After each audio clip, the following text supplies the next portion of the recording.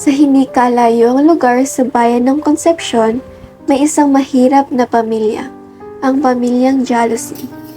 Ito ay binubuo ng dalawang magkapatid at ang kanilang mga magulang. Ang magkapatid ay sina Aris, ang panganay, at Alex, ang bunso.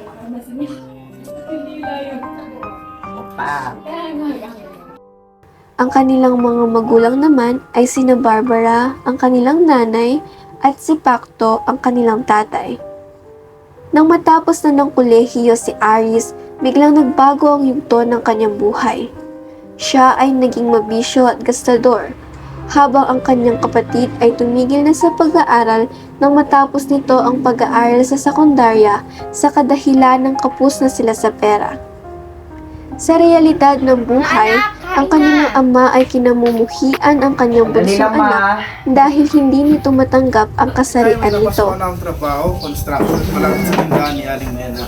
Maganda yan na ka. Very good. Ayos yan na kayo, panginom na naman yan tayo. Ayan na naman kayo eh. Nakuha nyo pang magbisyo. Wala na nga tayong makain. Ay, tapos inuulan nyo pa yung bisyo nyo. Kesa naman dun sa anak mo na walang kwenta, wala pang bag dito sa bahay.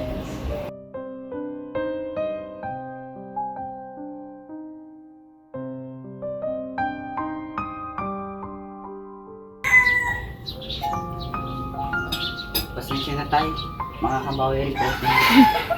Grabe ka naman kasi sa anak natin, Pakto. Hoy, wala akong anak na bakla. Tama. Kung mahimik ka, hindi kita kinakausap. Nakakawalag ka ng kumain. Wala kasi. Labis na nalungkot ang bunsong anak na si Alex sa mga sinabi ng kanyang ama sa kanya. Gaya ng araw-araw nilang pamumuhay, galit pa rin ang ama ni Alex sa kanya.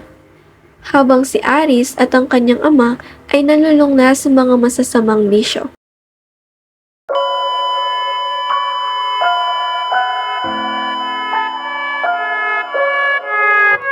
Isang araw, nagkaroon ng malubhang sakit ang kuya ni Alex at ang kanyang ama. Dinala sila sa ospital upang maagapan ang sakit. Kamusta po kayo? Ayos lang kami na. Pasensya ka na nak sa mga masasakit na salita na sinabi ko sa'yo. O ba tayo? Ayos lang yun. Maliit na bagay. Pasensya na talaga na. Sinasabihan pa kitang walang silbi nung bata ka pa, pero ngayon, ikaw ba nagbabayad sa gastusin sa ospital? Ayos lang yun tayo. Ano ko ba tayo? Small things.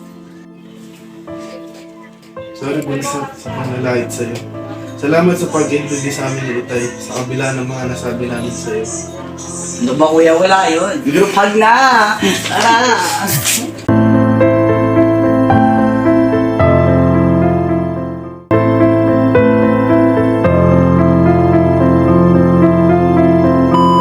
Bunso sa panlalait sa'yo.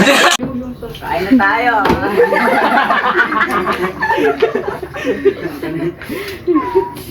Sumbungan kita kaya, Leia. Kamusta po kayo? Ayos lang kami na. Tingin na. Huwag mo na ipapost. Sige, post mo na. Nagmula sa kalangitan, lumagupak sa kalupuan. Ngayon na din sa iyong harapan, Alexander Wang.